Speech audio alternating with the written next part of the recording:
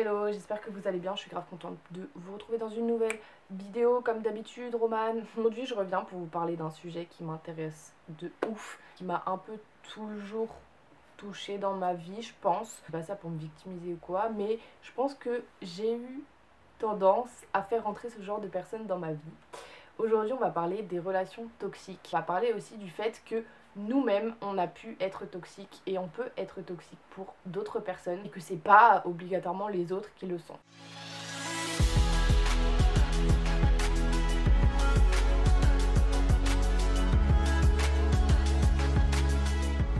Donc je vais commencer cette vidéo en vous énumérant les types de personnes toxiques qui peuvent exister.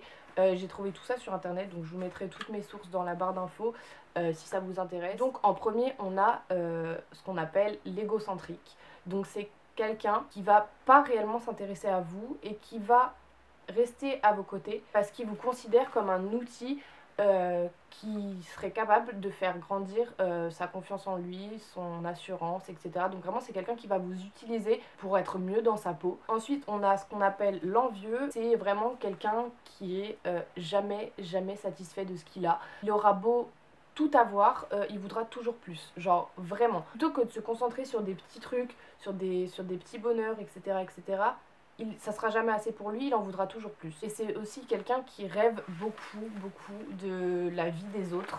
Donc bah, c'est quelqu'un d'envieux. Et quand vous passez trop de temps avec un envieux, ça peut vous faire voir la vie du mauvais côté. Parce que à force de pas se contenter de ce qu'il a, et ben, il voit toujours le mauvais côté du truc. Et donc il banalise complètement ce qu'il a déjà et il fait perdre la valeur de ce qu'il a déjà. Donc en fait c'est hyper, pas triste, mais ça peut vous rendre vraiment pas bien. Ensuite, on a ce qu'on appelle le tordu. C'est celui qui va analyser tous vos moindres faits et gestes, chaque petit détail, il va analyser. Et ça pour plus tard en tirer profit, enfin par rapport à lui, c'est-à-dire que à la moindre petite embrouille, à la moindre petite histoire ou quoi, il va le ressortir pour que vous vous sentiez mal. On dit que l'origine du tordu viendrait de cette satisfaction de créer du malheur, de faire souffrir les autres, etc. Qui rejoint un peu aussi le type de personne toxique d'après qui s'appelle le persifleur. Donc c'est quelqu'un qui prend du plaisir à voir les autres souffrir. Alors moi personnellement je sais pas comment c'est possible de réagir comme ça, mais c'est quelqu'un qui tire du plaisir du malheur des autres. Lui aussi il aime bien scruter, se renseigner sur tout, savoir les faiblesses de tout le monde, etc. Pour ensuite pouvoir les réutiliser contre les autres et donc créer du malheur et donc se créer du plaisir. Ensuite on a ce qu'on appelle le capricieux. Donc lui il fait toujours en sorte de mettre mal à l'aise les gens et de toujours tirer profit de la situation. Il va toujours retourner la situation à son avantage. Il peut créer une culpabilité énorme chez les gens de son entourage parce que du coup il va toujours se faire passer pour la victime et tirer profit de la situation en fait. Ensuite on a celui que je pense connaît le mieux, même si je trouve qu'on n'en parle pas assez, c'est le manipulateur. Ça rejoint un peu ceux d'avant, mais c'est quelqu'un qui use et qui abuse de vous en se prenant pour votre ami, votre amant, votre amoureux, voilà, il va se faire passer pour quelqu'un de proche de vous. Vous allez croire que c'est sincère et qu'il est vraiment proche de vous, qu'il s'intéresse vraiment à vous, qu'il vous aime vraiment, mais en fait non. Il va tout savoir de vous, vos faiblesses, vos forces, ce que vous aimez, ce que vous aimez pas. Tout ça, il va l'étudier, il va emmagasiner et il va en tirer profit pour vous faire du mal. Et il faut savoir un truc, c'est que le manipulateur a toujours un but. Il a toujours un objectif. Donc si vous êtes dans sa vie, c'est qu'il a un objectif pour vous, c'est-à-dire qu'il a un objectif à atteindre avec vous, soit vous faire du mal, soit que vous restiez sous son emprise, soit, enfin bref, plein de trucs. Et le problème de ces gens-là, c'est que plus ils en savent sur nous, et plus ils ont de chances d'atteindre leur but. Le truc, c'est qu'ils sont très forts. Ils sont vraiment très forts pour faire comme si ils étaient vraiment proches de nous, comme s'ils nous aimaient vraiment, etc. Donc forcément, on a plus de facilité à se confier à eux, et donc plus ils en savent et plus ils vont aller vite dans leur quête de je ne sais trop quoi. Et ça c'est un truc qui me fait grave penser aux pervers narcissiques. Je pense que je vous ferai une vidéo là-dessus parce que c'est un sujet qui m'intéresse mais tellement. Je m'informe beaucoup là-dessus, je regarde plein de témoignages de choses comme ça, j'en sais pas mal dessus et donc je pense que je vous ferai une vidéo sur les pervers narcissiques. C'est pour ça que je vais pas en parler dans cette vidéo, mais je ferai une vidéo dédiée à ça si ça vous intéresse. Ensuite on a celui qu'on appelle le juge. Alors lui il sait toujours tout mieux que tout le monde, il sait tout faire, il connaît tout. Au lieu d'apprécier les gens et d'apprécier l'instant présent, etc., il scrute tout, pareil, il pèse le pour et le contre de tout. Il émet un jugement, mais pour absolument tout. Tu vas pas lui demander ton avis, mais il va quand même te le donner et souvent ça va être négatif.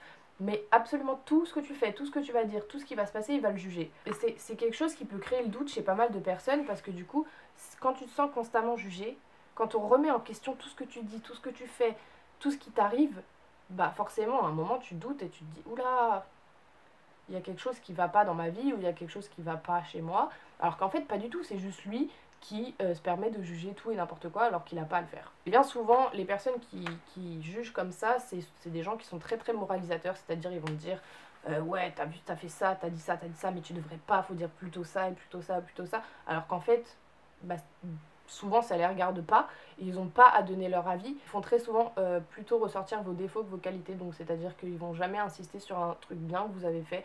Ils vont toujours vous dire ouais, c'était pas mal, mais bon, t'aurais pu faire mieux, t'aurais pu faire ça, t'aurais pu faire ci, enfin, tout le temps dans le dénigrement en fait. Ensuite, on a celui qu'on appelle le détracteur. Alors celui-là, je suis un peu plus mitigée sur ce point-là parce que je pense l'avoir été à un moment et peut-être que je le suis encore de temps en temps. Donc c'est quelqu'un qui est tout le temps pessimiste, qui râle tout le temps, qui est tout le temps stressé, qui est tout le temps inquiet. Qui est tout le temps, qui a peur de tout. Je me reconnais un peu là-dedans, même si j'essaie de l'être moins avec le temps, mais quand vous avez un détracteur dans votre entourage, c'est le meilleur moyen de développer un esprit négatif et pessimiste en fait. Mais j'ai envie de dire, enfin ça c'était pas du tout sur le site, c'est mon propre avis personnel, mais si les gens sont comme ça, si les gens sont pessimistes, si les gens ont peur de plein de trucs, etc., c'est qu'il y a des raisons et il faut, je pense, au lieu de les considérer comme personnes toxiques, même si ça peut être toxique pour la personne en face, faut peut-être, au lieu de les laisser tomber, même si ça vous fait du mal qu'ils soient dans votre vie, il faut peut-être essayer de les aider à changer et les aider à voir le bon côté des choses. Maintenant, on va parler de comment on fait pour s'éloigner d'une personne toxique. Alors ça, c'est très compliqué parce que souvent, ces gens-là, ben, on les aime. On croit qu'ils nous aiment, mais bon, souvent c'est pas trop le cas. Mais on les aime et on n'a pas envie de les voir partir de nos vies, mais ils nous font quand même du mal. Donc en fait, le fait qu'ils soient là, ça nous fait du mal, mais le fait qu'ils soient pas là, ça va aussi nous faire du mal. Mais ces gens-là, c'est vraiment des gens qu'il faut fuir à tout prix. À part, bon, le détracteur, je vous ai dit mon avis là-dessus, mais tout ce qui est manipulation, jugement constant, etc., c'est des gens qu'il faut fuir parce qu'ils changeront pas. Ils changeront pas et ça va vous faire plus de mal qu'autre chose. Pour se détacher d'une personne toxique, on commence par se détacher d'elle émotionnellement. On fait en sorte de plus être sous son emprise, on fait en sorte qu'elle ait plus de pouvoir sur nous.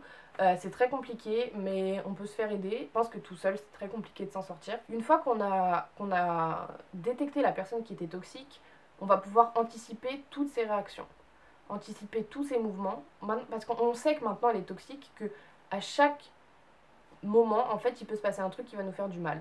Donc on peut anticiper le truc et faire en sorte que ça nous fasse moins mal, faire en sorte que ça arrive pas, faire en sorte que ça nous touche pas, ou montrer que ça nous touche pas. Donc ça c'est un truc que j'ai un peu dit, mais il faut pas essayer de changer les gens. Les gens changent pas. Un pervers narcissique, un manipulateur, tout ce que vous voulez, il ne changera pas. Il est comme ça. Alors je connais pas, je sais pas ce qui se passe dans leur tête, je sais pas comment ça vient, comment, enfin, de quoi ça vient, de quoi tout ça, mais ils sont comme ça et ça changera pas et c'est pas une personne qui vont les faire changer.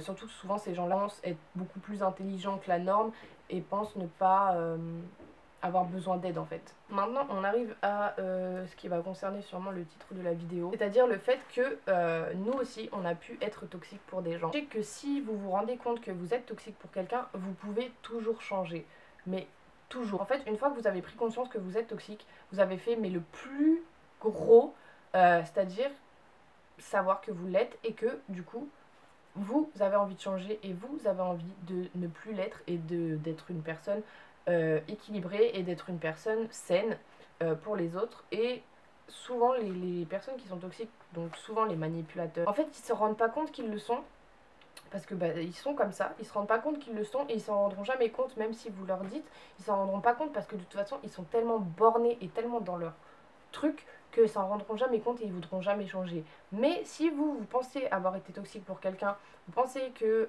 vous avez pu avoir des comportements toxiques envers d'autres, bah déjà rien que le fait de se remettre en question c'est un pas énorme parce que ben, vous vous remettez en question, vous vous demandez si vous êtes quelqu'un de sain ou pas pour les autres. Et ça, c'est le plus gros, je pense. Pour arrêter d'être toxique, il y a plusieurs moyens.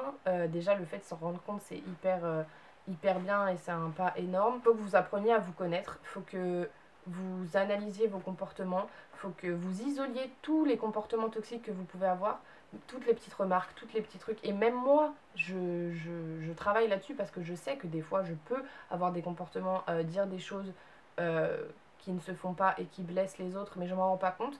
Donc même moi, j'essaie de m'analyser, de faire en sorte de plus faire ce genre de choses. C'est compliqué, mais c'est possible. Donc pour réussir à régler ça, il faut s'interroger, encore une fois, il faut apprendre à se connaître et se demander pourquoi j'ai ce comportement-là, d'où ça vient, pourquoi je me comporte comme ça, pourquoi si, pourquoi ça, et à force de mieux se connaître, et ben, vous allez pouvoir arranger les choses beaucoup plus facilement. Ensuite, une fois que vous avez tous vos comportements toxiques et toutes les justifications qui vont avec, il faut essayer de trouver des alternatives à ça, trouver des comportements qui sont moins toxiques, qu'ils sont pas du tout même, c'est beaucoup mieux. Ce qu'il faut savoir, c'est que forcément, vous allez retomber dans des comportements toxiques, c'est normal, parce que quand c'est en vous depuis longtemps, c'est presque instinctif en fait. Donc vous allez retomber, vous allez replonger. C'est comme quand on se bat contre une dépression ou contre quelque chose d'autre. On replonge toujours à un moment donné et c'est pas grave. On replonge, on apprend, on remonte, on replonge, on apprend, on remonte et au bout d'un moment on va arriver tout en haut et on va se dire putain, je l'ai fait, yes, j'ai réussi quoi. Et peu à peu, toutes les alternatives, toutes les actions que vous allez mettre en place, tout ça, ça va s'ancrer dans votre personnalité et après ça va devenir limite automatique en fait. Je suis pas du tout à ce point-là, je peux encore avoir des comportements toxiques, malsains, méchants sans m'en rendre compte envers des gens et quand je m'en rends compte, je m'en excuse. J'essaye de faire au mieux pour justement arriver à ce point-là où tous ces comportements qui ne sont bénéfiques pour personne ne seront plus dans ma personnalité et au contraire, j'aurai réussi à les remplacer par d'autres comportements qui seront bénéfiques pour tout le monde. Et surtout, ça c'est toujours le truc qu'on dit pour tout, pour les ruptures, pour quand on va mal, pour quand il y a ci, quand il y a ça, mais donnez-vous du temps, laissez le temps faire. Le temps c'est le plus important. Vous avez besoin de temps pour pouvoir changer, ça va pas se faire du jour au lendemain. Désolée si la luminosité a changé, mais j'avais plus de batterie sur mon appareil. Parce que je suis besoin en carton, du coup j'avais pas mis à charger. Mais du coup où j'en étais, bah je sais plus. J'étais au fait de parler de qu'il faut se donner du temps, etc., etc. Et sur le site il disait un truc qui m'a pas mal marqué. Je vais vous le lire. Il disait ne pas prendre du temps pour soi revient à dire que vous n'avez pas de temps pour aiguiser la hache car vous êtes trop occupé à abattre un arbre. Et c'est grave vrai. On dit souvent, et moi la première, ouais, j'ai pas le temps, si, ça, je verrai plus tard, j'ai plein d'autres trucs à faire, tout ça, tout ça. Alors qu'en fait, on peut prendre 5-10 minutes dans notre journée pour penser à soi et faire une introspection sur soi-même et tout ça et tout ça. On est souvent trop occupé à dire, enfin à faire d'autres choses qui sont beaucoup moins importantes et qui nous seront beaucoup moins bénéfiques. Donc il faut savoir se libérer du temps, il faut savoir penser à soi aussi un peu. Je voulais dire aussi que si vous avez du mal à vous défaire de certains de vos comportements qui sont toxiques, il ne faut pas hésiter à aller en parler à des professionnels, à en parler à vos proches. Mais des professionnels c'est toujours mieux, ils ont toujours plus de solutions. Il n'y a pas de honte à aller en parler, tout comme il n'y a pas de honte à dire qu'on va mal, qu'on a besoin d'aide, etc. Et donc il n'y a pas de honte à aller en parler et à dire oui, j'ai des comportements qui font du mal à mes proches et je m'en rends pas compte, c'est pas mon intention et donc il n'y a pas de honte à aller dire ces choses-là, il n'y a pas de honte à aller se faire aider. Et voilà, c'était le petit message de la vidéo. Je sais pas du tout si cette vidéo aura été un mess ou pas. Je vous avoue que je l'ai pas mal travaillé, je l'ai pas mal écrite, mais quand on la filme c'est pas pareil. En tout cas j'espère que ça vous aura plu, que ça vous aura aidé. Voilà, si c'est le cas n'hésitez pas à mettre un petit commentaire, un petit pouce en l'air, à vous abonner, ça fait toujours plaisir, à activer la cloche aussi, comme ça vous serez prévenu quand je posterai des nouvelles vidéos. Et là je suis grave motivée, j'ai plein de vidéos en tête et j'ai commencé à écrire plein de trucs. Du coup voilà, je vous fais des bisous et je vous dis à bientôt.